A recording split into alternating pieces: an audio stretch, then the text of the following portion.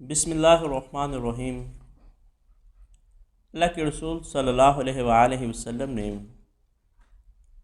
مسلمان کی مثال ایک جسد واحد کی طرح بیان فرمائی کہ جس طرح جسم کے ایک حصے میں تکلیف ہوتی ہے، پورا جسم اس کرب کو محسوس کرتا ہے، تو رسول اللہ صلی اللہ علیہ وآلہ وسلم نے مسلمانوں کی مثال بھی ایسی ہی بیان فرمائی کہ دنیا کے کسی بھی کونے کے اندر، دنیا کے کسی بھی خطے کے اندر اگر مسلمان کو تکلیف پہنچے تو پوری مسلم کمیونٹی کو تڑپ جانا چاہیے۔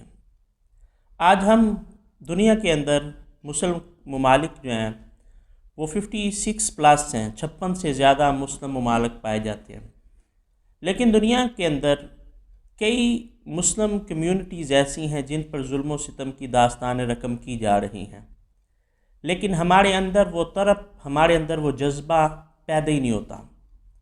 آج میں خاص طور پر جس ملک کی بات کرنے جا رہا ہوں وہ شام کی سرزمین ہے، کیونکہ شام کی سرزمین ایک ایسی سرزمین ہے جس کے بارے میں رسول اللہ صلی اللہ علیہ وآلہ وسلم کے کئی فرامین ملتے ہیں، اور میری شام کی سرزمین سے مراد موجودہ شام نہیں ہے، بلکہ جب ہم جغرافیائی تقسیم کو دیکھتے ہیں تو رسول اللہ صلی اللہ علیہ وآلہ وسلم کے زمانے کے اندر بڑی بڑی سلطنتیں ہوا کرتی تھیں۔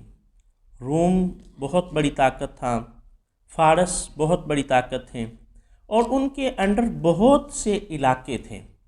جیسے وقت گزرتا گیا جغرافیائی تقسیم تبدیل ہوتی گئی، پھر کلونیکل سسٹم آیا، اس کے بعد جو موجودہ تقسیم ہے 1946 کے اندر موجودہ حالت میں شام ہمیں جغرافیائی اعتبار سے ملتا ہے۔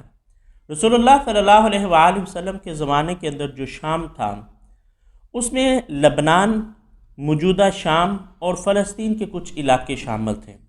یعنی رسول اللہ صلی اللہ علیہ وآلہ وسلم نے جو شام کے بارے میں بشارتیں ارشاد فرمائیں، وہ بشارتیں لبنان، موجودہ شام اور فلسطین، ان تینوں علاقوں پر صادق آتی ہیں۔ بہت سی روایات جو ہیں وہ مختلف علماء نے جمع فرمائی۔ علامہ جلال الدین سیوطی رحمۃ اللہ علیہ نے جامع صغیر کے اندر، تاریخ دمشق علامہ ابن عساکر نے، سنن ابی داؤد کے اندر روایات ملتی ہیں، فتوح الشام علامہ واقدی رحمۃ اللہ علیہ، انہوں نے بھی شام کے حوالے سے روایات کو جمع کیا۔ تو اللہ کے رسول صلی اللہ علیہ وآلہ وسلم نے شام کے بارے میں فرمایا، اے میرے صحابہ، جنگیں شروع ہو جائیں گی، یمن میں جنگیں ہوں گی، عراق میں جنگیں ہوں گی، شام میں جنگیں ہوں گی۔ تو صحابہ اکرام علیہم رضوان عرض کرتے ہیں، یا رسول اللہ علیہ وسلم، جب وہ وقت آئے کہ ہر طرف جنگوں کا دور ہو تو ہم کس طرف جائیں؟ تو اللہ کے رسول صلی اللہ علیہ وآلہ وسلم نے فرمایا کہ تم شام کی طرف جانا، اور اللہ کے رسول صلی اللہ علیہ وآلہ وسلم نے یہ بات 3 دفعہ ارشاد فرمائی کہ جب وہ دور آئے تو تم شام کی طرف جانا، تو تم شام کی طرف جانا، تو تم شام کی طرف جانا۔ شام کی سرزمین وہی سرزمین ہے کہ جس سرزمین پر سب سے زیادہ انبیاء علیہ السلام تشریف لائے۔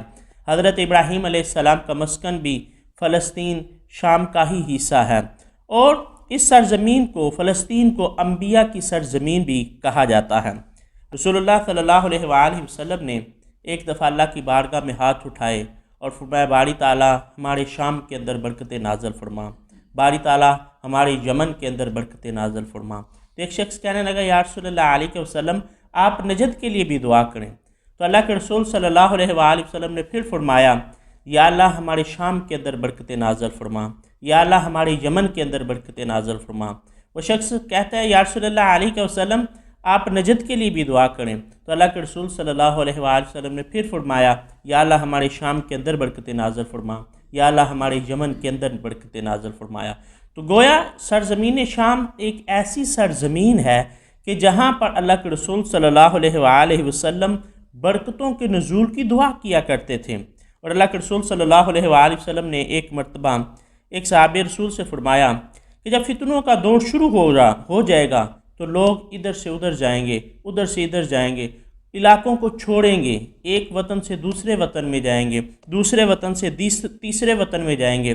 تو صحابی رسول عرض کرتے ہیں، یا رسول اللہ علیہ وسلم، جب وہ دور آ جائے کہ لوگ ہجرت کرنا شروع کر دیں تو میں کس طرف جاؤں؟ تو اللہ کے رسول صلی اللہ علیہ وآلہ وسلم نے فرمایا اگر تم اس زمانے کو پاؤ تو تم شام کی سرزمین کی طرف جانا۔ وہ صحابی رسول عرض کرتے ہیں یا رسول اللہ علیہ وسلم شام کی طرف ہی کیوں جاؤں، اس کی کیا حکمت عملی ہے؟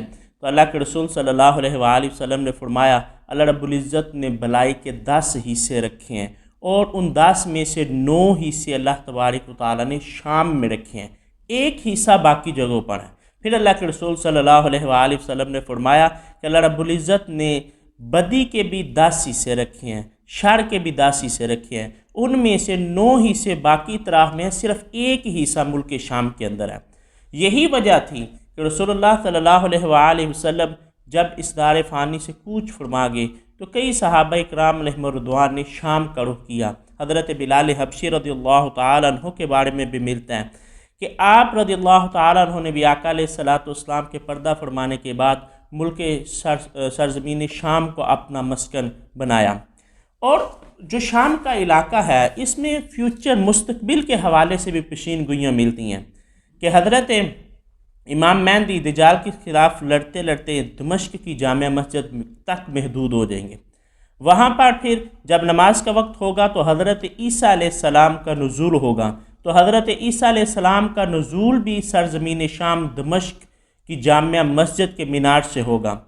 تو اس اعتبار سے بھی شام جو ہے وہ اہمیت کا حامل ہے کہ حضرت امام مہدی جو ہیں وہ بھی اسی جامع مسجد دمشق تک محصور ہوں گے اور وہاں پر ہی حضرت عیسیٰ علیہ السلام کا نزول ہوگا۔ اسی شام کے بارے میں سنن نبی داؤد کے اندر ملتا ہے کہ شام خدا کی پسندیدہ جگہ ہے۔ اسی شام کے بارے میں ملتا ہے کہ جو شام کو چھوڑ کر جائے خدا اس سے ناراض ہوگا۔ اسی شام کے بارے میں ملتا ہے کہ اہل شام اللہ کی تلوار ہیں۔ رسول اللہ صلی اللہ علیہ وآلہ وسلم نے اسی شام کے بارے میں فرمایا کہ جب شام میں فساد ہوگا تو تم میں خیر نہیں ہوگی۔ تو آج ہمیں ہر پلیٹ فارم سے یہ آواز بلند کرنے کی ضرورت ہے کہ ہم اپنے مسلمان بھائیوں کے ساتھ مل کر کھڑے ہوں۔